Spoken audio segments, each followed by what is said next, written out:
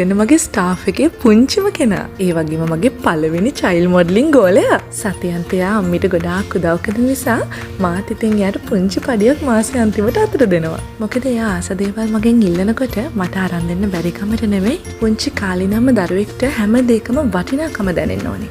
ඊටත් වඩා එයාට එයාගේ වටිනාකම දැනෙන්න ඕනේ. ජීවිතේ අපි ආස කරන දේවල් ලස්සන දේවල් ළඟා කරගන්න නම් අපි මහන්සි වෙලා වැඩ කරන්න ඕනේ කියන දේ ඒ පුංචි මනසට දැනෙන්න ඕනේ.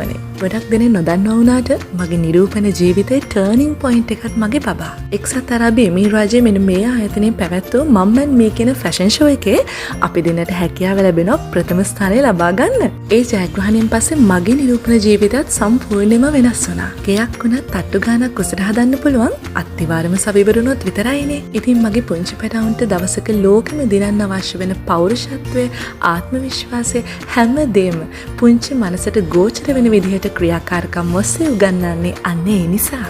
අම්මට තාත්තට කීකරු වෙලා වැඩ කරන්න, පිරිසක් ඉස්සරහට බය නැතුව යන්න, ජාත්‍යන්තරේ පවා ජය ගන්නට ශ්‍රී ලංකාවේ දැවන්තම නිරූපණ වේදිකාවට ප්‍රවිෂ්ඨ වන්නට මේ හැමදේම ආදරෙන් එයාලට.